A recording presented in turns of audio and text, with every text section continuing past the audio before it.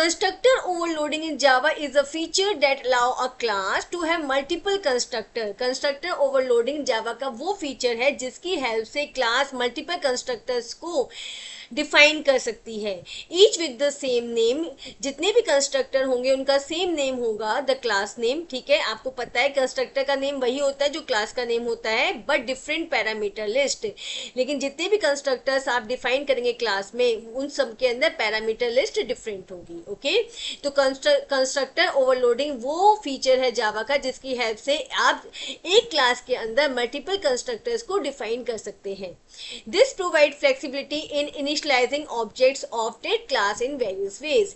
तो अगर आपके पास मल्टीपल कंस्ट्रक्टर्स हैं तो आप मल्टीपल तरीकों से, मल्टीपल वेज से आप क्लास के ऑब्जेक्ट्स को इनिशियलाइज कर सकते हैं. Okay, Now here we have key characteristics of constructor overloading. Constructor overloading की characteristics क्या है? Okay, same name, constructor का name same होगा, जितने भी constructors आप define करेंगे उनका name same होगा, but different parameters, लेकिन parameters different होंगे.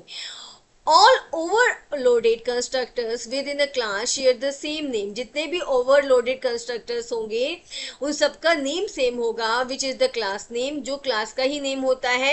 However, their parameter list must differ in the terms of. लेकिन उनकी parameter list एक दूसरे से अलग होगी. Okay, किस बेस पे? Number of parameters, उनके parameters, number of parameters different होंगे. मतलब किसी के अंदर आप एक parameter पास करोगे, किसी के अंदर आप दो parameters पास करोगे. Okay, for example one constructor might take two arguments.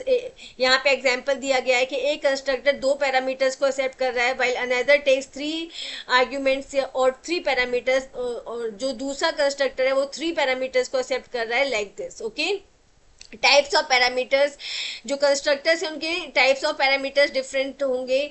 For instance, one constructor might accept an int and a string. एक कंस्ट्रक्टर के अंदर आप इंटीजर वैल्यू को पास करें, स्ट्रिंग वैल्यू को पास करें, जबकि जो दूसरा है उसके अंदर आप, दूसरा कंस्ट्रक्टर है उसके अंदर आप डबल या स्ट्रिंग वैल्यू को पास करें, तो उनका टाइप ऑफ पैरामीटर्स भी डिफरेंट होगा.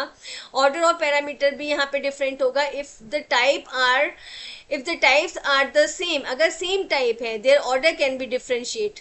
जैसे आपने क्या किया, एक कंस्ट्रक्टर के अंदर आपने पहले इंटीजर को पास किया, बाद में स्ट्रिंग को पास किया, तो दूसरे कंस्ट्रक्टर के अंदर आप पहले स्ट्रिंग को पास करेंगे, बाद में इंटीजर को पास करेंगे. तो कंस्ट्रक्टर ओवरलोडिंग के अंदर आप मल्टीपल कंस्ट्रक्टर एक क्लास के अंदर क्रिएट कर सकते हैं, राइट. लेकिन यहाँ पे ये आपको ध्यान रखना है कि जो उनकी पैरामीटर लिस्ट है वो एक दूसरे से डिफ्रेंशिएट करें.